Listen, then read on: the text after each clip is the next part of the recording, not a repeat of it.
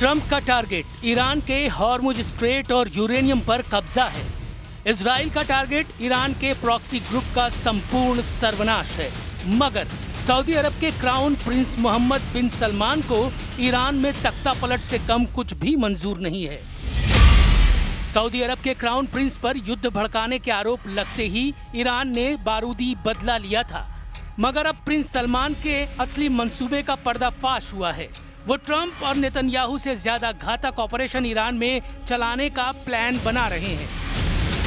Israeli channel 12 news ने अपनी report में दावा किया है कि सऊदी क्राउन प्रिंस मोहम्मद बिन सलमान ईरान के खतरे को खत्म करने के लिए मिलिट्री एक्शन चाहते हैं। यानी क्राउन प्रिंस मोहम्मद बिन सलमान ईरान के सुप्रीम लीडर मुज्तबा खमैनी के तख्ता पलट के लिए ईरान में घुसकर हमले के लिए तैयार हैं।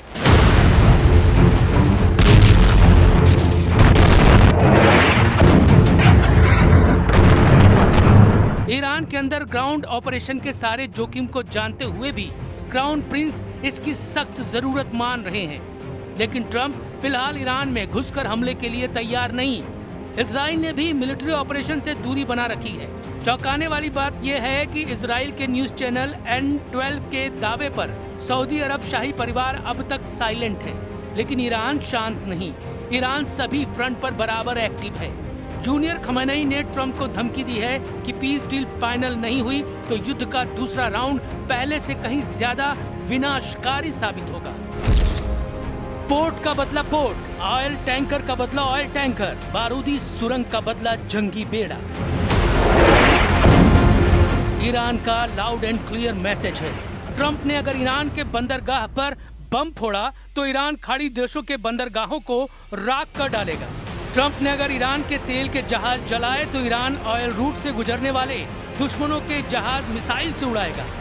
अगर हॉर्मुज स्ट्रेट में बिछी बारूदी सुरंग को अमेरिका ने छुआ भी तो उसके जंगी बेड़ों और युद्धपोत को ईरान रॉकेट से मारकर दफना देगा। ये ईरान की धमकी नहीं, उसका अगला एक्शन है। अमेरिकी सेंट्रल कमांड के 15 जंगी जहाजों की घेरेबंदी के बाद से ईरान बौखलाया हुआ है। Iran second round piece talk से पहले प्रेशर बढ़ा रहा है। वहीं ईरान के खिलाफ ट्रंप ने ऑपरेशन स्ट्रेट शील्ड शुरू कर दिया है। ट्रंप हॉर्मुज तेल गलियारे पर कब्जा करने के लिए ब्लॉकेड लगाकर हमले के लिए तैयार है। ट्रंप ने जेडी वेंस से ईरान को मैसेज दिलवाया है कि अब ईरान का कोई भी तेल का जहाज समुद्र में सलामत नहीं है। They basically threatened any ship that's moving through the Straits of Hormuz. Well, as the President of the United States showed, two can play at that game. And if the Iranians are going to try to engage in economic terrorism, we're going to abide by a simple principle that no Iranian ships are getting out either.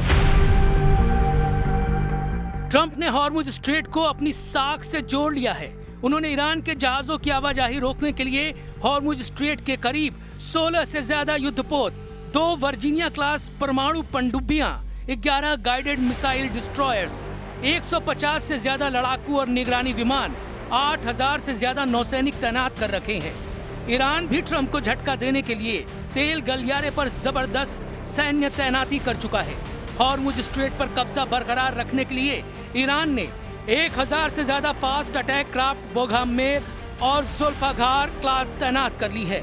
ये छोटी boat मिसाइलें rocket launcher और machine gun से lace होती हैं। इनके साथ C-802, C-701, खलीज Fars और नूर मिसाइलों को रेवोल्यूशनरी लड़ाके लेकर तैयार हैं। इनकी रेंज 200 किलोमीटर तक है। ईरान के सबसे कारगर ड्रोन्स शाहेद 136 और शाहेद 238 की भारी तैनाती वॉर जोन में है। इसके साथ स्ट्रेट में बिछी समुद्री माइंस को ईरान ने एक्टिवेट कर दिया है। ये लड़ाई सबसे भीषण हो सकती है क्योंकि यहाँ ईरान अकेला नहीं, चीन ने हॉर्मुज पर ट्रंप के खिलाफ मोर्चा खोल दिया है। चीन ने धमकी दी है कि ट्रंप के ब्लॉकेट के नतीजे भयानक साबित हो सकते हैं।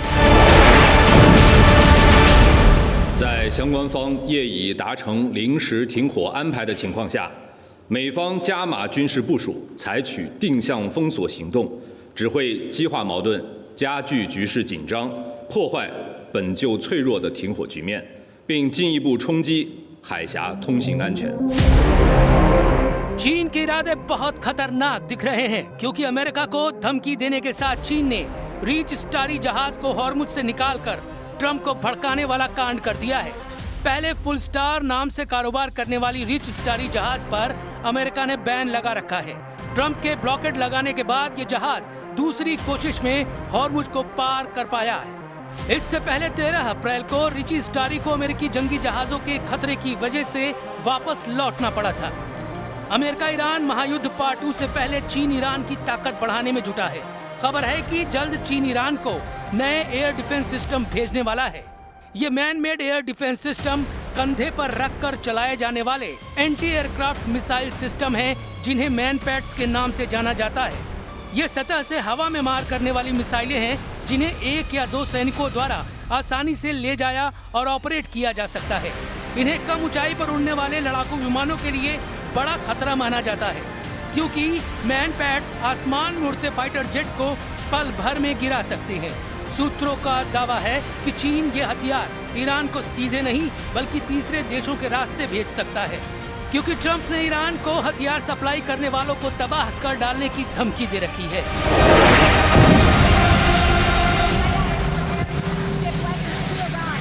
Well, if China does that, China's going to have big problems, okay? चीन नफे नुकसान का हिसाब लगाकर अमेरिका से दुश्मनी निभाएगा, लेकिन पुतिन इस मामले में क्लियर हैं। अमेरिका से युद्ध के बीच रूस ने ईरान से पक्की दोस्ती निभाई है। पुतिन ने ईरान को यह ऑफर दिया है कि वो अपना यूरेनियम रूस को सौंपकर सुरक्षित कर सकता है।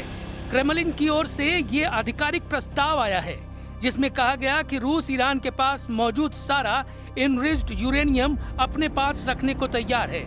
रूस के मुताबिक ये प्रस्ताव नया नहीं है। पुतिन पहले भी इसे अमेरिका और दूसरे देशों के सामने रख चुके हैं।